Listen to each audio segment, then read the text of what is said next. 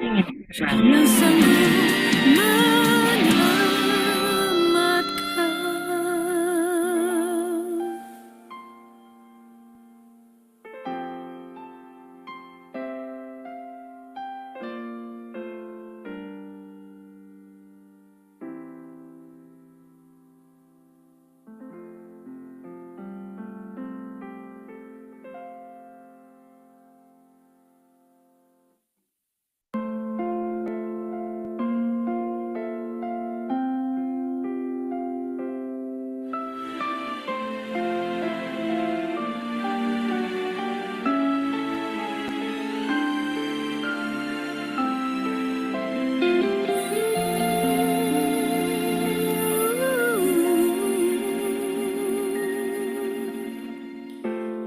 Tangannya terpaku.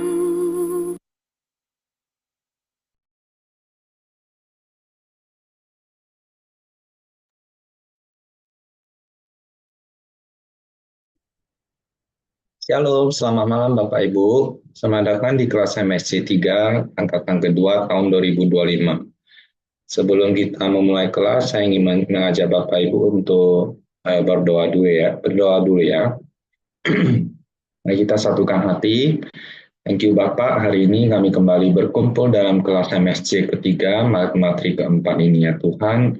Biar Tuhan hari ini kami belajar bagaimana caranya memimpin orang lain sesuai dengan firman-Mu ya Tuhan, sesuai dengan hatimu, sesuai dengan kehendak-Mu ya Tuhan.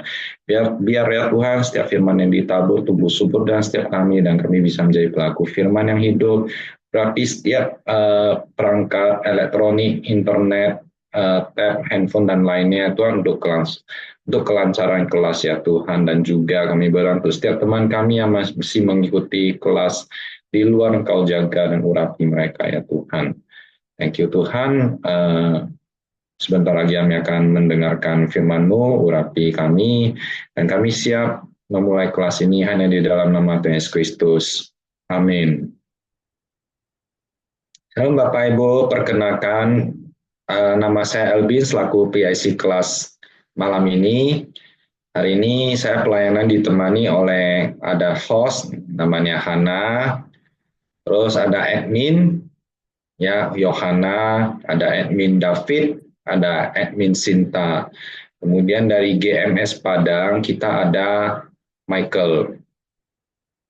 Oke, ya apabila Bapak Ibu memerlukan sesuatu, boleh chat ke kami secara private aja di ruang chat Zoom ini.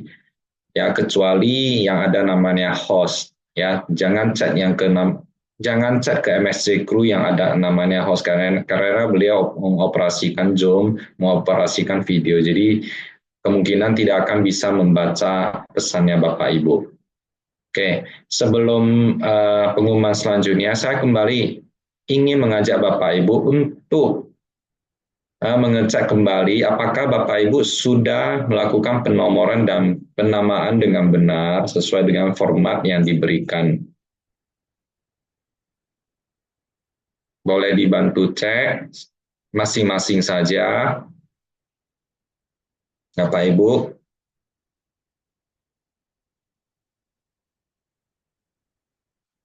Berikut tata caranya.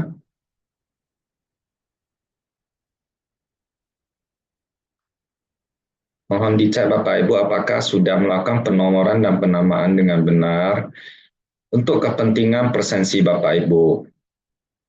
Ya, jadi memudahkan host untuk melakukan presensi Bapak Ibu. Apabila kalau namanya tidak sesuai dengan daftar, otomatis host tidak akan tahu ini Bapak Ibu benar nggak gitu. Maksudnya bisa mengabsensi Bapak Ibu. Kemudian ada masalah jaringan internet yang keluar masuk, nanti kami tidak bisa memasukin kalau tidak ada nomor dan penamaan dengan benar. Oke, sudah ngecek Bapak Ibu. Mohon kerjasamanya untuk melakukan rename sesuai dengan format yang benar seperti ini. Oke, saya tunggu sebentar lagi ya Bapak Ibu ya.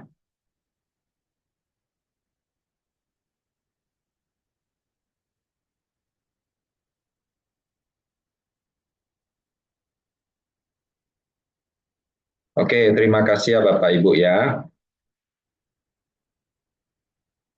Oke, eh, selanjutnya peraturan kelas yang kita wajib lakukannya bersama yaitu Bapak Ibu harus on cam selama kelas berlangsung. Kamera tetap dihidupkan dengan postur tubuh yang terlihat jelas seperti saya ini dari dada sampai di atas kepala dengan postur yang terlihat jelas seperti ini.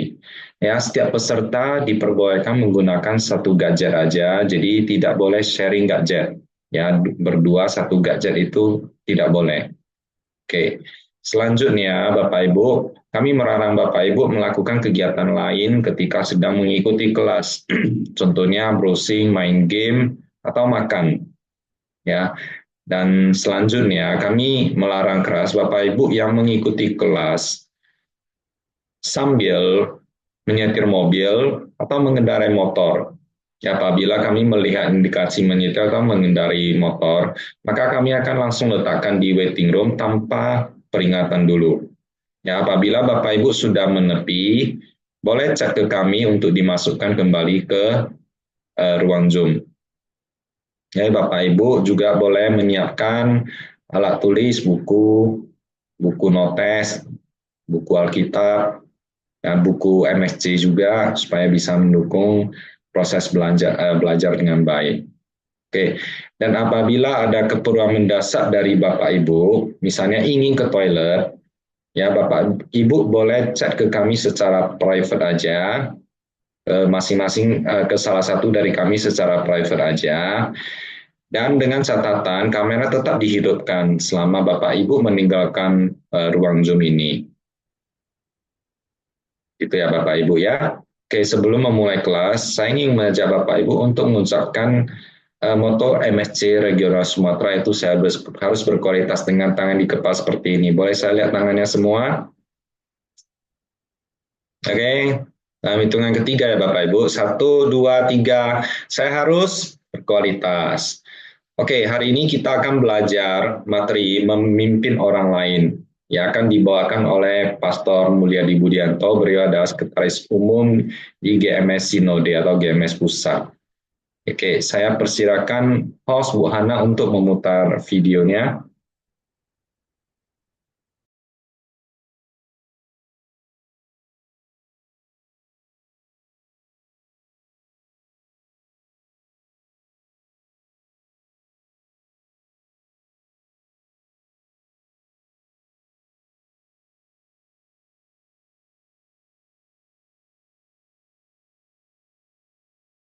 Shalom jemaat Tuhan, hari ini hari yang luar biasa. Kelas yang baru hari ini, kelas ini berjudul Memimpin Orang Lain. Saya berdoa ketika Anda selesai mempelajari kelas ini, Anda tampil menjadi pemimpin yang luar biasa, yang dipakai Tuhan untuk bisa menjadi berkat buat banyak orang. Ayo, tanpa mengurangi waktu lebih banyak lagi, mari kita langsung aja buka buku Anda, dimanapun Anda berada, dan kita akan pelajari hari ini bagaimana kita bisa memimpin orang lain. Nah, di dalam pendahuluan di buku Anda, di situ dituliskan satu quotation yang bagus banget. John Maxwell berkata, "The closest to the leader will determine the success level of that leader." Orang yang paling dekat dengan pemimpin yang, saya ulangi, orang yang paling dekat dengan pemimpin yang akan menentukan tingkat sukses pemimpin tersebut. Amin. Jadi kalau kita ingin sukses, kita harus kelilingi diri kita dengan orang-orang yang kuat, orang-orang yang juga bisa memimpin seperti yang kita ingin rindukan dilakukan di dalam kehidupan kita semua. Dan ketika kita mengelilingi dengan orang-orang yang kuat juga, yang kepemimpinan yang handal, saya percaya kita semua bisa sukses mencapai visi dan misi yang Tuhan berikan di dalam kehidupan kita. Jadi kepemimpinan itu begitu perlu, karena ketika Anda ingin sukses, ketika ingin mencapai visi misi yang Tuhan ingin berikan dalam kehidupan Anda, kita memerlukan orang lain. Nah, kepemimpinan adalah sebuah seni. Bagaimana kita bisa mempengaruhi orang-orang supaya kita bisa mencapai tujuan bersama. Jadi kepemimpinan juga adalah sebuah teknik. Artinya apa? Kepemimpinan itu bisa dipelajari. Jadi kalau banyak orang berkata, saya ini nggak punya bakat kepemimpinan kok gitu ya. Saya percaya kepemimpinan itu walaupun ada orang yang kelihatannya bakatnya itu luar biasa banget, tapi kalau kita setia, kita mau belajar, seperti hari ini kita mau belajar, saya percaya kita bisa bangkit dan menjadi pemimpin. Prinsip-prinsip kepemimpinan itu sebenarnya mudah sekali dilakukan asal kita mau belajar, mau mencoba, dan ketika kita mencoba itu semua, saya percaya Tuhan akan tambahkan dan Tuhan akan mengurapi tentunya, dan Tuhan akan membangkitkan orang-orang yang ada di sekitar Anda. Jadi ayo kita belajar bagaimana menjadi seorang pemimpin. Nah, di situ juga ada quotation lagi dari John Maxwell. John Maxwell berkata, grow a leader, grow the organization. There is no success without a successor. Jadi dalam bahasa Indonesia dikatakan, tumbuhkan pemimpin, maka organisasi akan bertumbuh. Sukses sejati ketika ada orang yang meneruskan sukses itu. Jadi kalau Anda ingin perusahaan Anda berkembang, CG Anda berkembang, apalagi apa yang dipercayakan di dalam kehidupan Anda itu ingin ditingkatkan lebih banyak lagi, yang harus dilakukan adalah mengembangkan orang-orang yang ada di sekitar Anda. Jadi itu penting banget. Nah, hari ini kita ingin belajar dari kepemimpinan Daud. Kalau kita tahu bahwa memimpin orang lain, membangkitkan orang-orang yang kuat di sekitar kita itu penting, Alkitab mengajarkan seorang yang luar biasa yang namanya Daud. Kita tentunya tahu, dan hari ini kita belajar dari kehidupan Daud, dari kepemimpinannya, bagaimana dia bisa membangkitkan orang-orang yang ada di sekitarnya. Kita buka sama-sama di 1 Samuel pasal yang ke-22, ayat 1 sampai 2. Di situ bunyinya demikian. Lalu Daud pergi dari sana dan melarikan diri ke Gua Adulam. Ketika saudara-saudaranya dan seluruh keluarganya mendengar hal itu, pergilah mereka ke sana mendapatkan dia. Berhimpunlah juga kepadanya setiap orang yang dalam kesukaran, setiap orang yang dikejar-kejar tukang piutang, setiap orang yang sakit hati, maka ia menjadi pemimpin mereka. Bersama-sama dengan dia ada kira-kira 400 orang. Ya, jadi kalau Anda berpikir Daud itu sukses karena Tuhan kasih orang-orang yang handal, orang-orang yang kuat, ternyata enggak. Kalau kita baca cerita ini, yang mengikut Daud adalah orang-orang yang punya masalah. Dan masalahnya bukan yang kecil-kecil lagi, masalahnya besar. Masalahnya juga kadang-kadang di sini dikatakan ada masalah karakter juga gitu ya. Jadi orangnya jahat, punya karakter yang tidak baik, orang yang keras ya. Itulah yang menjadi pengikut Daud. Orang anak buah Daud pertama kali seperti itu. Tapi Daud berhasil dan sukses menjadikan mereka membangun kehidupan mereka, menjadikan mereka orang-orang yang handal di sekitarnya. Jadi bahan mentah dari orang-orang yang dikasih dalam kehidupan Daud itu mentah banget gitu ya. Jadi banyak dari kita berharap, kalau aku dikasih orang yang seperti ini, aku pasti bisa sukses. Ternyata enggak, kita harus menjadikan orang yang jenis apapun yang Tuhan kirim dalam kehidupan kita, supaya menjadi orang yang sesuai dengan kehendak Tuhan. Oleh sebab itu menjadi tantangan tersendiri di dalam kehidupan Daud. Nah, apalagi yang sulit, keadaan di lapangan juga sulit gitu ya. Jadi Daud sendiri juga dikejar-kejar ya. Dia pindah nomaden dari satu tempat ke tempat yang lain karena dia dikejar-kejar Saul ya. Jadi keadaannya sulit, dikelilingi dengan orang-orang yang sulit gitu ya. Tapi di situ keadaan yang sulit dan juga orang-orang yang sulit itu menjadikan Daud seorang panglima yang luar biasa. Jadi seorang pemimpin yang besar banget gitu ya. Hari itu yang ikut Daud itu kurang lebih 400 orang yang bermasalah. 400 orang yang keras, 400 orang yang punya karakternya unik-unik, beda banget ya. Saya nggak kebayang tuh kalau berantem tuh kayak bagaimana. Kalau ngumpul di awal-awal belum kenal satu sama lain itu kayak gimana ya. Karena mereka punya masalahnya mereka sendiri-sendiri masing-masing gitu ya. Tapi di akhir cerita dikatakan dari 400 orang yang bermasalah itu tampil 230.000 tentara Allah yang hebat. Itu dicatat di dalam Alkitab. Dari 400 orang yang punya masalah yang begitu besar, masalah yang kompleks, tapi karena kepemimpinan Daud, dia berhasil membangkitkan 230.000 tentara Allah yang luar biasa. Daud menang perang, terus bersama-sama dengan orang-orangnya, dan semakin kemenangannya semakin besar, kerajaannya makin luas gitu ya. Orang-orang kepercayaannya diperlukan orang-orang kepercayaan di sekitarnya. Dan di situ Daud berhasil membangkitkan orang-orang yang ada. Nah, mari kita belajar tentang bagaimana rahasia kesuksesan kepemimpinan Daud. Yang pertama, ya, apa sih rahasia kesuksesan dari kepemimpinan Daud? Ada di catatan Anda, di buku Anda dikatakan begini. Rahasia Daud adalah mengasihi orang yang Tuhan kirimkan dan menerima keadaan mereka apa adanya, ya. Jadi kalau hari ini Tuhan kirim orang-orang yang bermasalah, orang di CG Anda mungkin, di perusahaan Anda ya, yang kayaknya orangnya kok keras banget gitu ya. Ini waktunya untuk bisa mengasihi mereka dan untuk bisa menerima mereka dengan keadaan apapun itu juga. John Maxwell berkata demikian, orang yang tidak peduli seberapa banyak yang Anda tahu, sampai mereka tahu bahwa Anda benar-benar peduli sama mereka. Artinya apa? Belum tentu kita bisa langsung mendapatkan sesuatu dari mereka. Justru di awal dari sebuah hubungan seorang pemimpin adalah kita harus memberikan kehidupan kita. Kita harus belajar membangun hubungan dengan mereka. Kita harus mengasihi mereka dan terima dulu keadaan apa adanya. Dan ketika mereka tahu itu, ketika mereka merasakan bahwa mereka itu dikasihi, saya percaya hidup mereka akan berubah. Nah, bagaimana sih kita bisa mengasihi? Di catatan Anda dikatakan, mari kita mengasihi mereka, itu seperti Kristus mengasihi. Roma pasal 5 ayat 8 berkata demikian, akan tetapi Allah menunjukkan kasih-Nya kepada kita, oleh karena Kristus telah mati untuk kita ketika kita masih berdosa. Maksudnya apa? Yesus itu kasih-Nya itu luar biasa banget, kasih-Nya itu tanpa syarat. Ya, jadi dia mengasihi, dia mau berkorban, dia proaktif, dia melakukan terlebih dahulu. Dia sudah mati buat kita terlebih dahulu ketika kita ini masih nolak dia. Bahkan sampai hari ini juga masih banyak orang yang mengolok-olok Yesus. Tapi Yesus mati buat orang yang mengolok-olok mereka, yang menolak dia juga.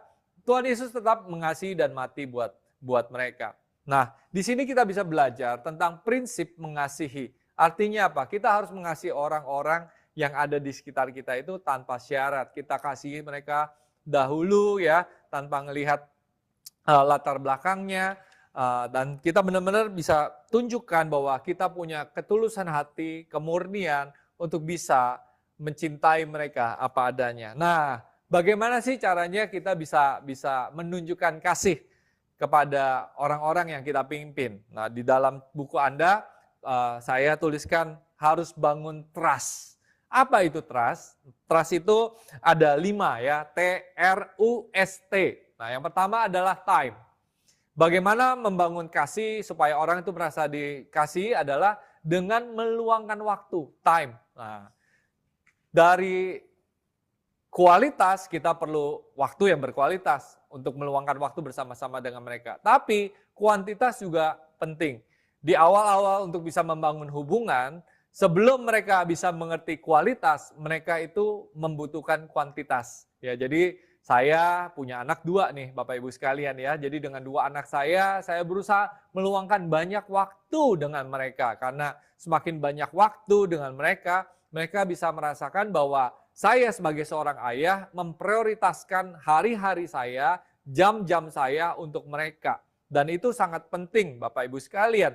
Kalau di awal-awal ketika kita punya hubungan dengan orang-orang yang ada di sekitar kita, kita harus memprioritaskan waktu yang terbaik buat orang-orang yang kita pimpin. Jadi jangan mereka dapat waktu yang sisa-sisa, jangan mereka dapat waktu yang ketika Anda capek dan Anda pokoknya kan kumpul gitu ya. Jangan. Jadi waktu juga harus banyak dan juga kualitas juga harus dijaga. Semakin banyak waktu artinya juga Anda memprioritaskan kehidupan Anda untuk bisa mengasihi mereka. Dan itu berbicara banyak banget kepada orang-orang yang Anda pimpin gitu ya. Jadi saya mau ngajak Anda untuk benar-benar bisa meluangkan waktu untuk mendengarkan mereka, untuk bisa bersama-sama dengan mereka. Kadang-kadang ya, itu nggak harus melakukan apa-apa ya. Kadang-kadang cuma simple, saya kalau sama anak saya ya, paling cuma jalan-jalan ke mall ya, Kalau sama staff saya paling ya ajak makan ya. Dan ketika ajak makan, duduk, ngobrol, chit-chat, kadang-kadang juga bicara yang nggak penting gitu ya. Bicara apa ada ya yang terserah dia mau bicara apa ya kita dengarkan saja. Dan ketika kita meluangkan waktu buat mereka, mereka sangat menghargai. Mereka tahu pemimpinnya peduli dan pemimpinnya sayang sama mereka. Dan itu penting untuk dilakukan. Yang kedua, tadi yang pertama T, time. Yang kedua R, yaitu respect. Artinya apa? Kita menghargai mereka. Kita menghormati mereka. Jadi ketika saya meluangkan waktu bersama-sama dengan orang-orang yang saya pimpin, orang-orang yang saya dipercayakan di dalam kehidupan saya juga ngerti bahwa mereka itu punya agendanya Tuhan dalam kehidupan mereka. Jadi tidak mesti saya harus ngomong kepentingan saya. Jadi saya lebih banyak mendengarkan keluh kesah mereka, saya mendengarkan impian mereka, saya respect, saya menghargai, menghormati panggilan Tuhan dalam kehidupan mereka. Saya ada untuk menjadi pemimpin mereka, bukan hanya supaya misi saya itu terjadi. Saya bukan bos yang seperti demikian, tapi saya mengusahakan misi saya itu selaras dengan misi kehidupannya, dan saya menghormati semua talenta, semua panggilan yang dia miliki, dan kalau ada hal-hal yang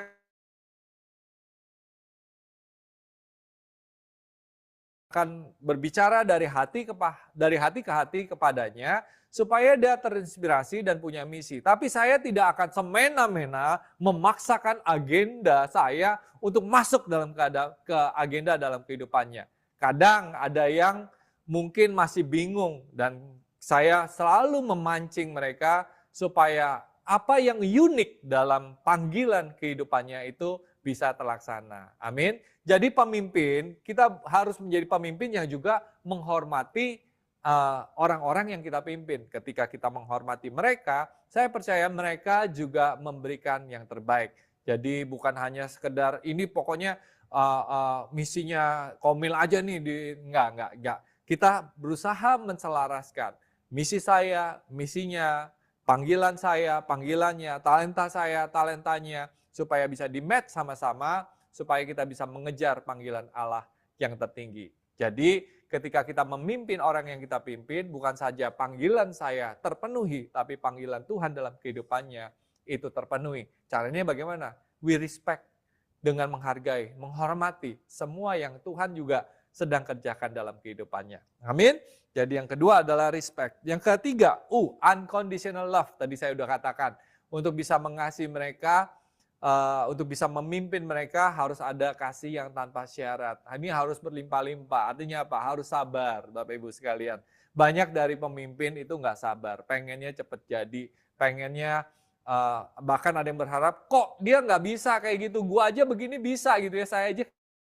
Nah, kadang-kadang ya, itu beda. Orang-orang punya kebutuhan berbeda, kadang-kadang orang pace-nya berbeda, ekspektasinya berbeda. Jangan samakan dengan Anda ya. Dan ketika Anda hari itu nggak ngelihat, oh kok kayaknya nggak gitu nih dianya, ya udah sabar. Tetap kasih mereka dengan kasih yang tanpa syarat gitu ya. Ketika Anda tulus mengasihi mereka, saya pastikan mereka bisa merasakan dan mereka akan memberikan kembali kepada hidup Anda ya. Jadi itu biasanya begitu. Ketika kita mengasihi, nggak ada deh orang yang istilahnya aduh udah dikasihi lalu kabur, lupa. Aduh, jarang banget sekali di dalam pelayanan saya. Walaupun begitu pun ya, walaupun ada kayak begitu, kita nih pemimpin ya, namanya selalu ingin memberkati orang lain, tetap aja diberkati. Ya, ketika ada orang yang mungkin mengkhianati Anda gitu ya, udah ditabur, udah spend waktu demikian banyak kok kayaknya lari atau nggak jadi gitu ya. Namanya pemimpin itu selalu penuh dengan kelimpahan. Nah, jadilah pemimpin yang kelimpahan kasih, kelimpahan waktu, kelimpahan rasa hormat. Dan ketika Anda membagikan itu kepada orang-orang yang Anda pimpin, saya percaya mereka akan menjadi seperti apa yang Tuhan inginkan terjadi dalam kehidupan mereka. Amin. Nah, yang berikutnya adalah tadi time, R, respect, unconditional love. Yang keempat, S, sensitive to their needs. Jadi kita juga jadi pemimpin, jangan hanya setiap kali bertemu, agenda kita mendominasi semua pertemuan ya. Telinga kita nggak terbuka, hati kita nggak sensitif akan kebutuhannya. Jadi kita harus belajar jadi pemimpin yang membuka telinga kita, hati kita juga harus peka ya. Jadi ketika mereka sharing, mereka punya pergumulan, kitalah pemimpin yang bisa merasakan terlebih dahulu. Kitalah pemimpin yang peduli terlebih dahulu. Kitalah pemimpin yang mendoakan dia terlebih dahulu. Karena kita yang tahu banget kebutuhannya, pergumulan pribadinya. Dan ketika kita menjadi jawaban, menjadi sahabat dalam kehidupan mereka, saya percaya orang-orang yang akan kita pimpin itu akan menjadi semakin dekat sama kita, dan ketika semakin dekat sama kita pasti ada pengurapan, ada impartasi, ada hal-hal yang bisa menginspirasi kehidupan mereka untuk menjadi pemimpin seperti kita. Amin. Dan yang terakhir adalah touch, personal touch. Masing-masing dari orang itu berbeda ya. Jadi ada orang yang perlunya didengarin lebih banyak ya, tapi nggak usah dikasih instruksi terlalu banyak. Pokoknya dia kalau datang komplain gitu ya, Anda dengarkan aja. Tapi ada orang yang nggak komplain banyak gitu ya, tapi perlu instruksi lebih banyak. Jadi ketika datang sama Anda, dia tanya, kok ini cara kerjanya bagaimana gitu ya. Jadi Anda harus kasih detail, ini cara kerjanya harus 1, 2, 3, 4, 5 gitu ya. Jadi dia perlu direction dari Anda. Dia perlu cara yang praktis untuk bisa mengerjakannya, mungkin karena dia kurang pengalaman. Tapi ada yang nggak perlu instruksi gitu ya, pokoknya datang curcol, kok ini susah banget nih gini-gini. Ya kenapa susah? Lalu Anda dengarkan, iya susah soalnya ini gini gitu ya. Dan dia itu sekedar curhat, tapi nggak cari jalan gitu ya, bukan minta advice dari Anda, karena emang dia cuma kepengen curhat gitu ya. Jadi itu kriteria orang beda-beda ya. Jadi setiap orang punya kebutuhan yang berbeda, cara yang berbeda. Jadi Anda harus jadi pemimpin yang sensitif dan juga bisa memberikan touch, personal touch yang spesial untuk bisa memperlengkapi mereka. Nah, jadi itu yang bisa dilakukan ketika kita mengasihi orang-orang yang Tuhan kirim di dalam kehidupan kita. Nah, dari poin ini juga yang B ya, tadi saya katakan harus bisa mengasihi seperti Yesus mengasihi. Bagaimana kita bisa mengasihi dan menerima? Kita harus belajar melihat potensi masa depan mereka melebihi masalah mereka hari ini ya. Jadi banyak dari kita kadang-kadang nggak bisa menjadikan orang itu pemimpin dalam kehidupan kita. Kenapa? Karena hari ini mereka sedang ngalapin banyak masalah. Jadi Daud lihat mereka, wah ini punya utang gitu ya. Ini lagi dikejar-kejar, ini punya, wah pokoknya masalah demi masalah. Banyak dari kita ketika ketemu orang bermasalah, udahlah kabur ya. Jangan-jangan masalahnya ntar malah membuat saya bermasalah. Itu yang seringkali menjadi membuat kita tidak bisa membangkitkan orang-orang. Karena bahan atau orang yang dikirim dalam kehidupan kita itu bukan bahan yang jadi orang yang sudah siap, kadang-kadang orang yang sangat-sangat mentah sekali. Di 1 Korintus pasal 13, ayat 12 sampai 13 berkata begini.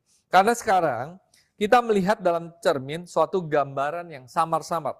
Tetapi nanti kita akan melihat muka dengan muka.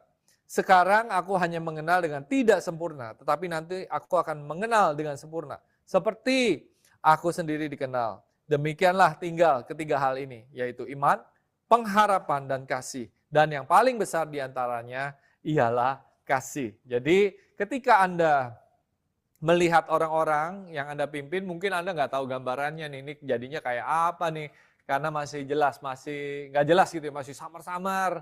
Tapi mari kita punya iman, pengharapan, dan kasih tadi itu. Dan yang di situ dikatakan yang paling besar adalah kasih. Untuk bisa melihat iman, pengharapan, dan kasih kepada orang-orang yang kita pimpin. Suatu hari saya membaca sebuah cerita yang bagus banget. Ini cerita seorang seniman yang namanya Michelangelo. Michelangelo ini artis atau seniman yang luar biasa banget. Dia seorang painter, tapi dia juga seorang pemahat ya. Jadi dia mendapatkan tugas untuk bisa membuat patung Daud. Jadi ketika dia mendapatkan tugas itu, dia mengambil sebongkah marmer besar dan dia lihat, dia perhatikan. Lalu dia mulai memahat. Sehingga akhirnya jadilah patung Daud itu. Dan kalau Anda lihat patung Daud ini bagusnya luar biasa. Ketika dia ditanya oleh seseorang, Michelangelo kok bisa buat patung yang bagus kayak begini? Michelangelo menjawab, itu ada di buku Anda. Dia katakan gini, patung itu sudah ada sejak lama di dalam batu itu. Saya hanya memahat dan membuang batu-batu di sekitarnya saja.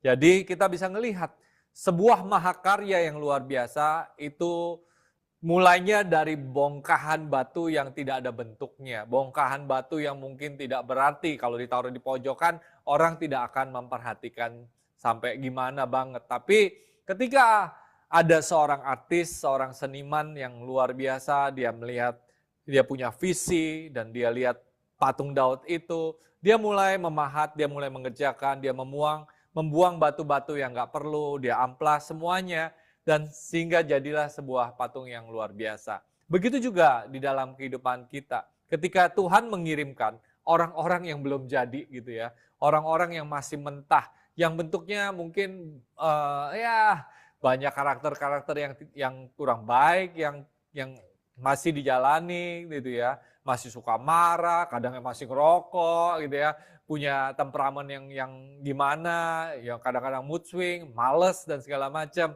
Nah, justru di tangan artis, di tangan Anda, seorang pemimpin, orang-orang yang punya karakter yang buruk ini bisa dibuang semua karakter-karakter buruknya, sehingga dia bisa menjadi orang-orang yang luar biasa. Jadi Anda harus melihat potensinya dulu. Anda harus melihat dia ini punya suatu hal yang besar di dalam dirinya.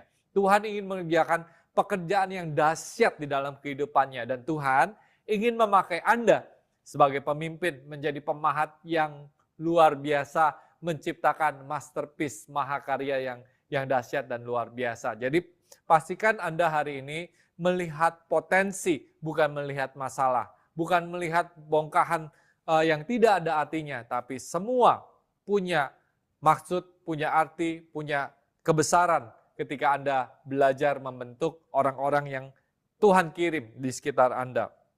Andrew Carnegie juga berkata begini, to develop positive and successful people, look for the gold, not the dirt. Jadi untuk bisa membangkitkan orang yang positif dan sukses, Anda harus mencari emasnya, bukan melihat kotorannya. Ketika seorang penambang emas ingin mencari emas, itu pasti berpuluh-puluh, bahkan mungkin beratus-ratus kilogram tanah, debu, lumpur semuanya yang harus digali dan harus dibuang dan harus dipisahkan hanya untuk mungkin dapat 10 gram emas gitu ya. Semakin banyak emas yang pengen dicari, saya percaya juga pasti semakin banyak tanah yang harus dibuang. Tapi kita harus belajar melihat emas, bukan melihat lumpur. Oke? John Maxwell juga berkata demikian. Diperlukan seorang pemimpin yang memiliki visi untuk bisa melihat pemimpin baru yang ada di dalam diri seseorang. Jadi ketika Tuhan kirim orang-orang di sekitar Anda, pastikan Anda punya visi, punya kerinduan untuk terjadi di dalam kehidupan mereka. Nah, layaknya sebuah benih itu kecil, Bapak Ibu sekalian ya. Benih itu bentuknya jelek gitu ya, misalnya pohon apel. Nggak kelihatan kan kayak pohon apel yang besar, yang punya daun-daun yang rindang, ranting-ranting yang kuat, nggak begitu. Masih bentuknya kecil sekali.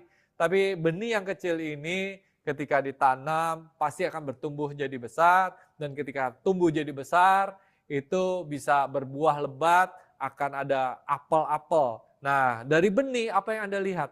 Dari benih apel. Ada orang yang lihat cuma sekedar benih, tapi ada orang yang lihat, wah dari satu benih itu bisa jadi berpuluh-puluh kilo apel. Ada orang yang bisa ngelihat, wah dari satu benih itu bukan hanya jadi satu pohon apel, tapi jadi satu perkebunan apel gitu ya. Ada juga yang bisa ngelihat bukan hanya perkebunan apel, tapi juga ada pabrik untuk bikin jus apel, selai apel, atau apapun itu juga ya. Dari sekedar benih yang sederhana ini. Jadi pastikan Anda melihat bahwa setiap orang yang ditaruh di dalam kehidupan Anda itu punya potensi yang begitu besar untuk menjadi orang-orang yang dipakai Tuhan yang dahsyat sekali.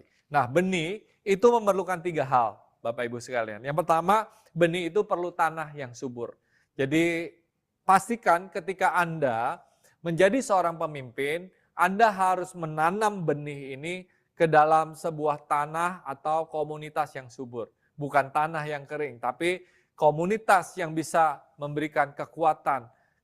Kelilingi orang-orang yang dengan yang dahsyat, yang luar biasa. Ciptakan sebuah suasana yang nyaman untuk orang bisa bertumbuh. Ciptakan suasana di mana challenge itu bukan membuat orang jadi down, tapi challenge bisa membuat orang menjadi bersemangat. Dan saya mengucap syukur kita ada di Gereja Mawar Sharon ini, gereja yang luar biasa banget. Kita ini punya tanah yang subur banget gitu ya. Salah satu rahasia sukses dari Gereja Mawar Sharon adalah kita punya satu atmosfer yang luar biasa. Dari atmosfer ibadah, atmosfer CG, dan juga atmosfer pelayanan yang luar biasa banget, atmosfer persahabatan, itu tanah yang subur. Ketika orang yang jenis apapun juga, kalau tertanam di dalam komunitas Gereja Mawar Sharon, saya percaya mereka itu pasti tertantang untuk bisa bertumbuh dewasa. Nah, pastikan Anda menjadi pemimpin yang bisa menciptakan budaya yang seperti demikian. Budaya untuk bisa bertumbuh, budaya untuk bisa mengejar visi, budaya untuk bisa unggul di dalam segala situasi. Ketika Anda bisa menciptakan itu, punya komunitas seperti itu, Anda menaruh benih yang biasa-biasa untuk bisa bertumbuh dan menjadi besar. Nah, bukan hanya kita perlu tanah yang subur, benih itu perlu perawatan, ya. Perlu perawatan yang telaten, perlu pupuk supaya pertumbuhan itu bisa menjadi lebih cepat dan bisa melipat gandakan buah. Dulu saya pernah bekerja di sebuah perusahaan perkebunan, Bapak Ibu sekalian. Jadi perkebunan kelapa sawit dalam 1 hektar mungkin kurang lebih bisa dapat 20 ton. Ya, 20 ton kelapa sawit, buah kelapa sawit yang bisa kita panen setiap bulan 20 ton. Tapi ketika kita memberikan pupuk, ya, telaten memberikan pupuk, disemprot hama, dirawat, rumput-rumput itu yang ada di sekitarnya itu dicabutin, ya, nggak dicabut sih, dikasih obat gitu ya, karena kan kebunnya besar ya, dikasih obat sehingga hama-hama semuanya mati, rumput-rumput yang nggak harus ada di situ mereka nggak ada gitu ya, jadi bersih banget kebunnya dan juga dikasih pupuk. Saudara tahu ketika dikasih pupuk, pertumbuhan jadi lebih cepat, dan bukan hanya pertumbuhan lebih cepat, tadinya 20 ton per bulan, akhirnya 1 hektar itu bisa menghasilkan 25 ton per bulan. Karena apa? Karena ada pupuk, ada perawatan yang luar biasa. Nah, di dalam kepemimpinan, pupuk itu bicara apa sih? Pupuk yang pertama bicara tentang komunikasi yang positif, komunikasi yang rutin. Jadi Anda harus belajar memberikan kata-kata pujian, kata-kata pengharapan kepada orang-orang yang Anda pimpin gitu ya. Ketika Anda berdoa buat mereka, memberikan perhatian yang detail, di situ orang yang Anda pimpin itu bisa bertumbuh dan menjadi berkat lebih cepat dibanding sebelumnya. Jadi pastikan Anda harus memberikan perawatan yang telaten, pupuk yang pas buat mereka semua. Amin. Dan yang ketiga, benih itu bukan hanya perlu tanah yang subur, benih bukan hanya perlu perawatan, perlu pupuk, tapi benih itu perlu proses, ya. Jadi perlu waktu untuk bisa bertumbuh. Tadi saya katakan saya kerja di kelapa sawit itu perlu waktu 4 tahun, Bapak Ibu sekalian, dari benih langsung tumbuh besar gitu ya, lalu ditanam di tanah. Dan untuk bisa berbuah, dia perlu waktu 4 tahun. Jadi harus disirami, dipupuk gitu ya, diproses gitu ya, selama 4 tahun. Dan 4 tahun itu nggak menghasilkan apa-apa. Ya, kalau mandornya di situ, pokoknya dia rajin aja. Ya, rajin aja kasih pupuk, rajin aja untuk merawat selama 4 tahun. Dan ketika 4 tahun, ya, pohon kelapa sawit ini mulai berbuah. Dan buahnya itu bisa mulai dijual. Jadi ada yang 4 tahun, mungkin perkebunan lain karet tuh perlu berapa tahun, perkebunan kayu jati itu perlu berapa tahun, perkebunan apel itu perlu berapa tahun. Setiap tumbuhan aja itu ada proses, perlu waktu yang berbeda-beda. Begitu juga dengan manusia. Kita ketika ingin menjadikan seseorang, ada yang bisa dalam waktu 3 bulan udah langsung bisa khotbah. Tapi ada juga yang perlu waktu lebih lama, ada yang perlu 6 bulan, 1 tahun, 1 tahun pun juga kadang-kadang masih ogah-ogah, masih nggak pede. Tergantung Bapak Ibu sekalian, tapi masing-masing perlu waktu supaya siap dipanen, supaya karakter mereka bisa menjadi. Jadi itu yang harus kita lakukan. Ketika kita mengasihi mereka, menerima mereka, kita harus mengasihi seperti Yesus mengasihi. Kita harus menerima mereka apa adanya. Dan kita harus melihat potensi mereka lebih dari orang lain, lebih dahulu. Bahkan sebelum mereka melihat, kita sudah bisa melihat bahwa mereka ini bisa dipakai Tuhan. Amin. Jadi itu prinsip kepemimpinan Daud yang pertama. Yang kedua, bukan hanya Daud itu mengasihi dan menerima mereka apa adanya. Yang kedua, Daud itu bisa membangun kehidupan mereka. 1 Tawarik pasal 18, ayat ke-14 bunyinya demikian. Demikianlah Daud telah memerintah atas seluruh Israel dan menegakkan keadilan dan kebenaran bagi seluruh bangsanya. Yoab, anak Seruya, menjadi panglima. Yosafat bin Ahilud menjadi bendahara. Sadok bin Ahitub dan Ahimelek bin Abatyar menjadi imam. Sausa menjadi panitera. Benaya bin Yoyada menjadi panglima orang Kreti dan orang Pleti. Dan anak-anak Daud adalah orang-orang utama yang diperbantukan kepada raja. Amin. Jadi bukan hanya dikasihi dan diterima, tapi hidup itu harus dibangun Bapak Ibu sekalian. Orang-orang yang sakit hati, orang-orang yang punya masalah, kita melihat di sini ada yang jadi panglima, ada yang jadi bendahara, ada yang jadi imam, ada yang jadi orang-orang yang diperbantukan di sekitar raja. Jadi Daud itu bukan hanya bisa mengasihi mereka, tapi Daud bisa membangun kehidupan mereka, memperlengkapi mereka supaya visi Allah itu terjadi di dalam kehidupannya. Nah, ini juga penting. Ketika kita ingin memimpin orang lain, hubungan saja tidak cukup. Tapi kita harus menjadi pemimpin yang bisa memperlengkapi mereka. Kita harus menjadi pemimpin yang bisa membangun kehidupan doa mereka. Menjadikan mereka manajer yang lebih handal. Menjadikan pemimpin yang luar biasa. Itu mulai dari kita terlebih dahulu. Training bisa formal atau informal. Training bisa duduk lewat meja makan atau lewat seminar gitu ya. Tapi apapun itu juga, bangunlah orang-orang yang ada di sekitar Anda.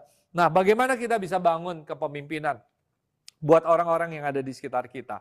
Yang pertama adalah kita harus mengenali talenta dan gairah yang dimiliki orang-orang yang kita pimpin itu.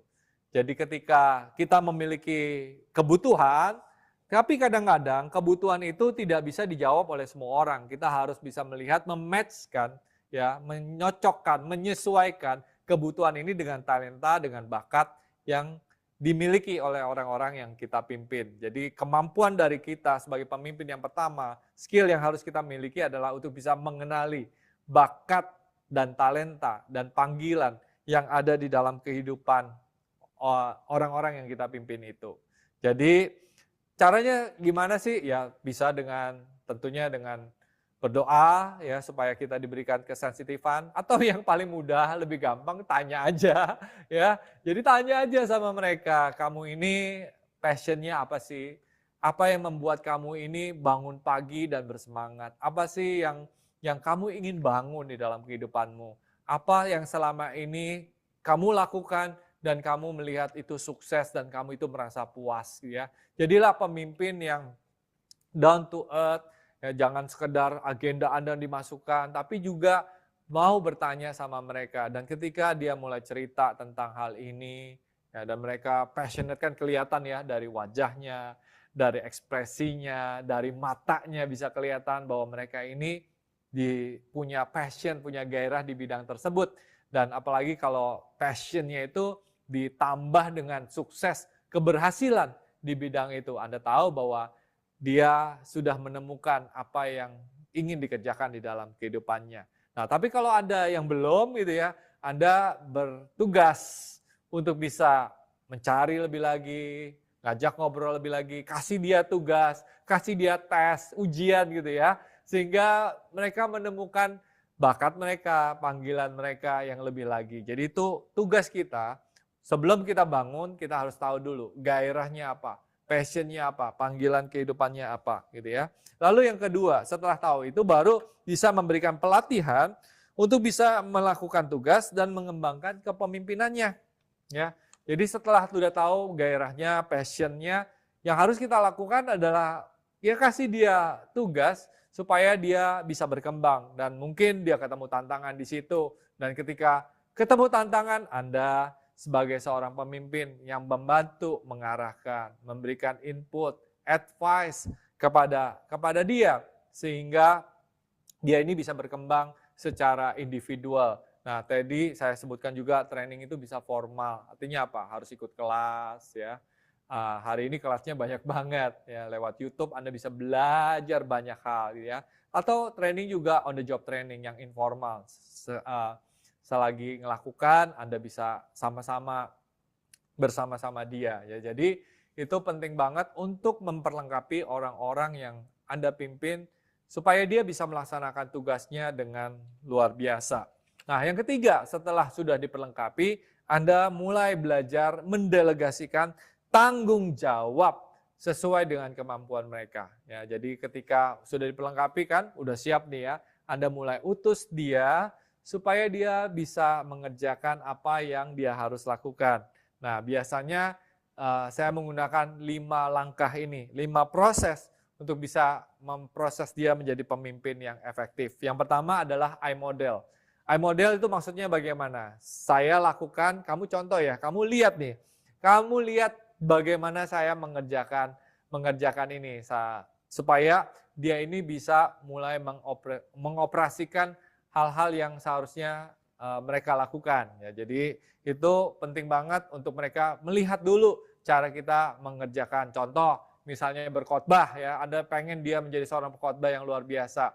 Nah, saya akan ajarkan kepada dia, nih kamu lihat ya, komil khotbahnya kayak begini. Bukan hanya dengerin khotbahnya, tapi saya juga mulai bagikan cara-cara saya mencari firman-Nya, teknik kenapa saya mengatakan ini kepada dia. Jadi dia mengerti behind the scene ketika ingin mengerjakan tugas yang dipercayakan gitu ya. Jadi itu yang pertama adalah I model. Yang kedua I mentor. I mentor itu artinya apa? Mulai memberikan tugas kepada dia dan mengerjakannya. Mungkin kalau khotbah jangan disuruh khotbah di ratusan orang dulu, mungkin khotbah 5 orang. Coba kamu khotbah. Nanti saya mulai ajarkan dan saya mulai kasih input. Nah, itu langkah yang kedua. Setelah dia melihat saya melakukan, saya latih dia dan setelah itu saya berikan dia kesempatan untuk bisa mencoba, mempraktekkan apa yang dia sudah pelajari. Dan setelah itu saya memastikan dia itu punya, kalau ada yang salah saya koreksi tentunya, ketika ada yang benar, yang bagus dilakukan, saya puji dia supaya dia terus makin berkembang. Itu adalah proses mentoring yang terjadi. Dan yang ketiga adalah I monitor. Apa bedanya mentoring sama monitor? Monitor ini mengawasinya dari jauh. Ya. Jadi kalau mentor itu lebih close, lebih dekat gitu ya. Nah, ini mulai lebih merilis tanggung jawab, tapi Anda tidak melepaskan dia dan mengamati dari jauh. Nah, ini mungkin levelnya tadi udah khotbah buat 5 orang, khotbah 10 orang, khotbah 20 orang, khotbah 30 orang. Yang tadinya Anda hadir terus menemani dia, memberikan koreksi, memberikan advice. Nah, hari ini Anda mundur ya, pada sedikit jauh ke belakang gitu ya, tapi memastikan dia itu bisa melakukan tugasnya. Anda mungkin dapat videonya tentang dia berkhotbah, lalu memberikan input dan berikan pujian kalau dia lakukan hal-hal yang benar dan sekali lagi koreksi, tapi jaraknya sedikit menjauh. Nah, yang keempat adalah I motivate.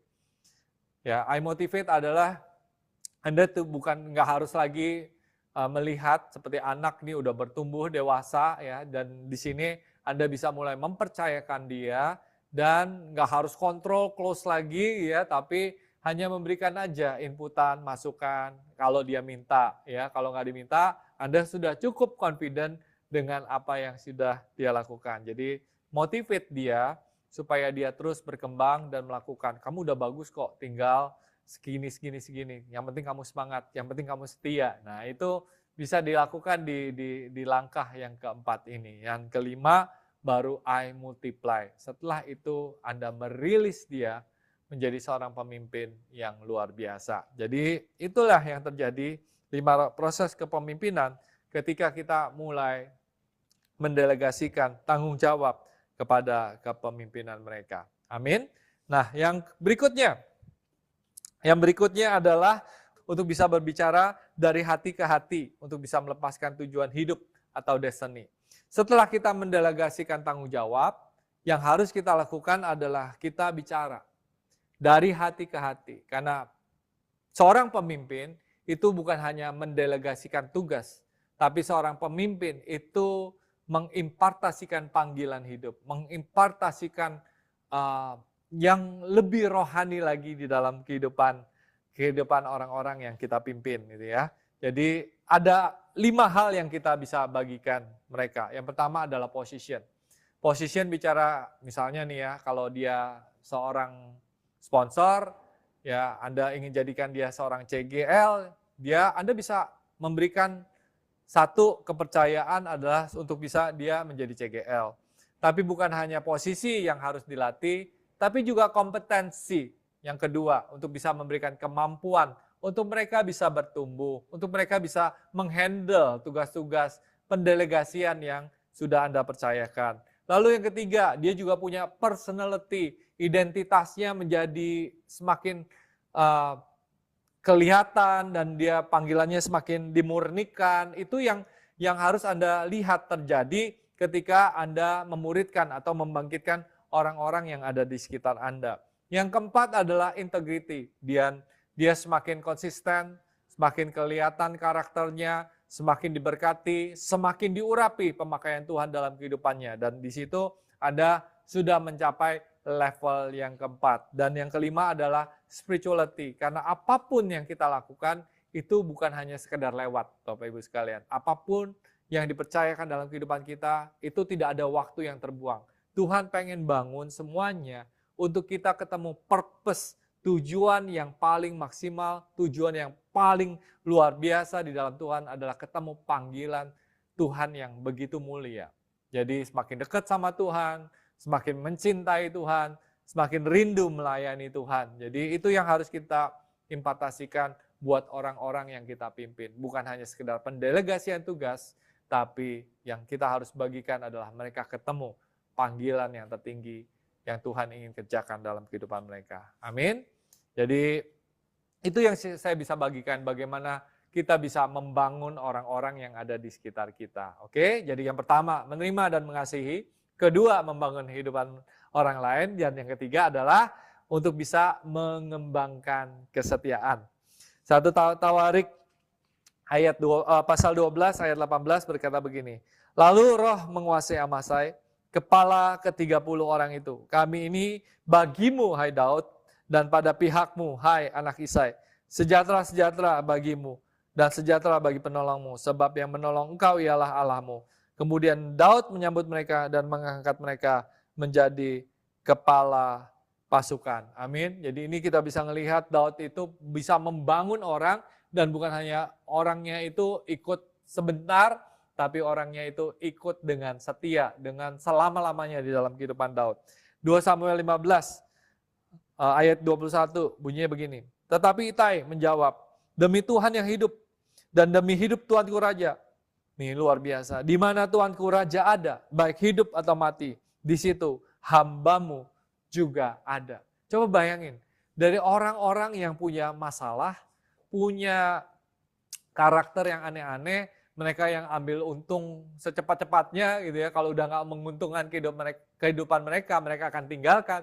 Tapi Daud berhasil mencintai mereka, Daud berhasil membangun hidup mereka, Daud membuatnya mereka dipakai Tuhan dengan luar biasa, sampai mereka tidak mau berpisah dengan Daud. Jadi itu luar biasa. Yang ketiga adalah bangunlah kesetiaan buat orang-orang yang Anda pimpin. Karena kesetiaan itu adalah reward yang paling tinggi bagi seorang pemimpin. Nah, bagaimana caranya kita bisa bangun kesetiaan? Kesetiaan adalah hasil dari sebuah hubungan yang terjalin dengan tulus. Amin.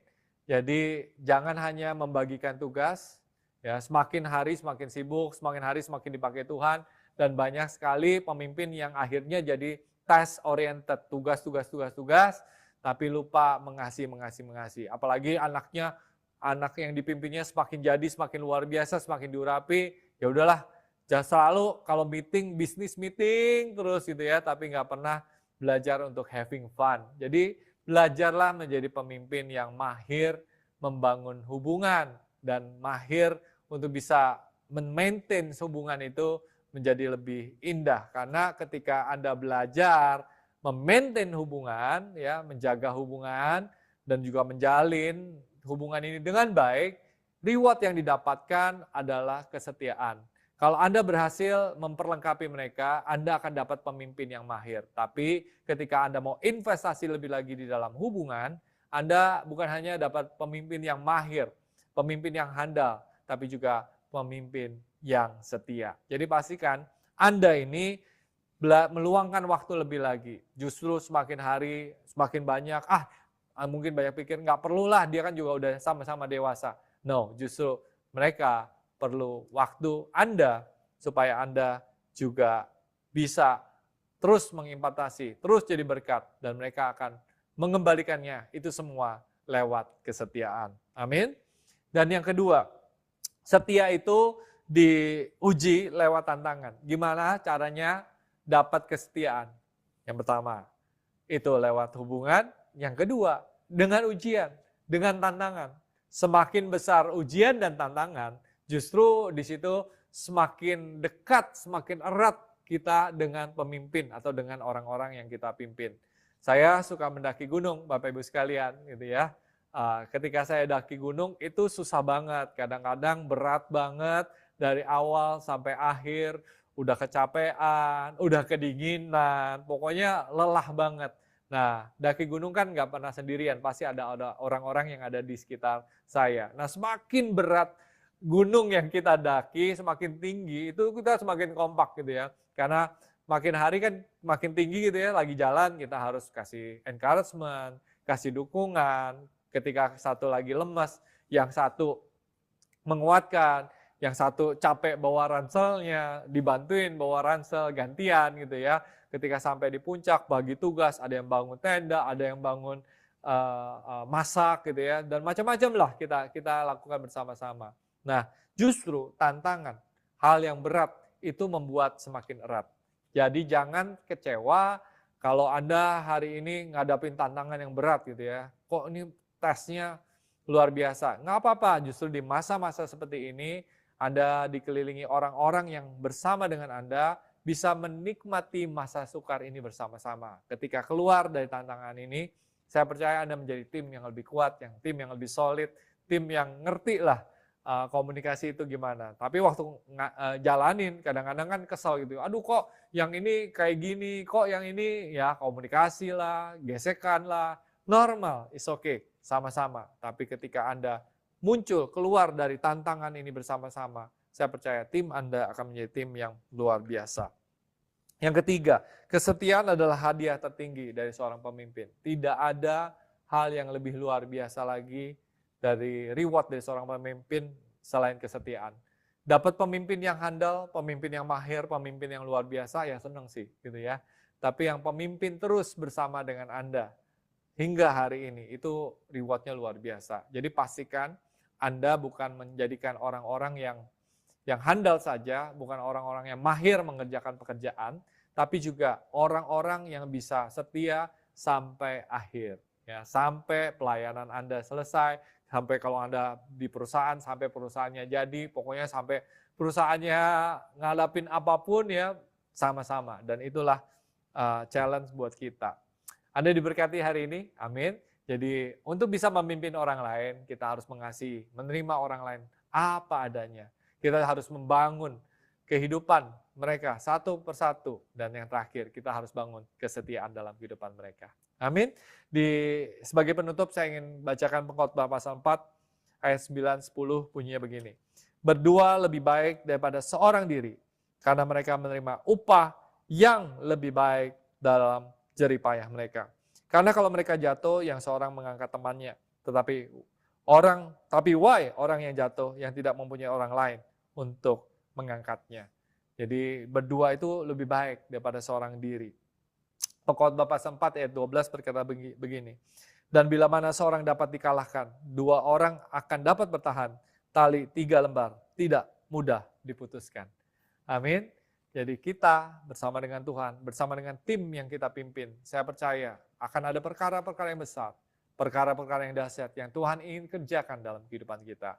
Saya berdoa untuk Anda diurapi Tuhan, saya berdoa untuk Anda dipakai Tuhan, saya berdoa Anda bisa menjadi pemimpin yang luar biasa untuk bisa memimpin orang-orang yang ada di sekitar Anda.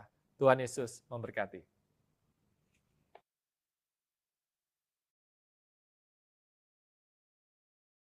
Shalom jemaat Tuhan, hari ini hari yang luar biasa.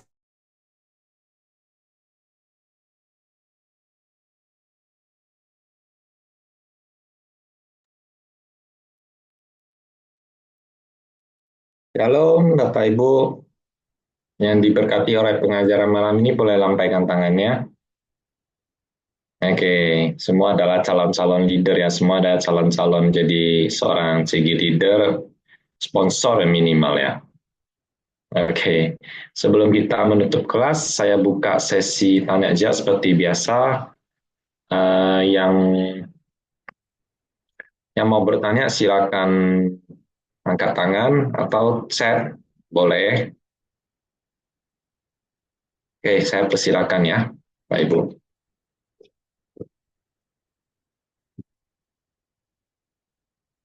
Apakah ada yang mau bertanya tentang materi memimpin orang lain?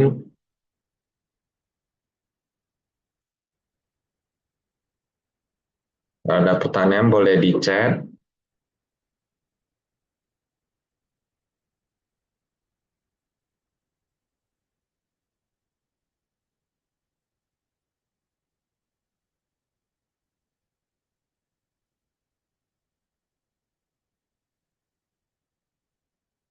Apakah ada dari Bapak Ibu yang materi ini yang tidak dimengerti?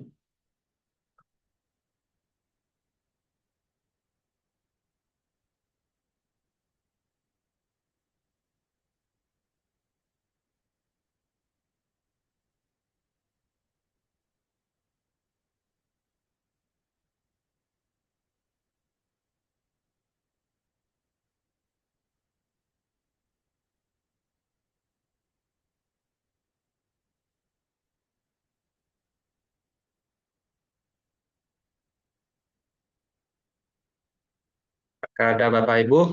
Kalau nggak ada, kita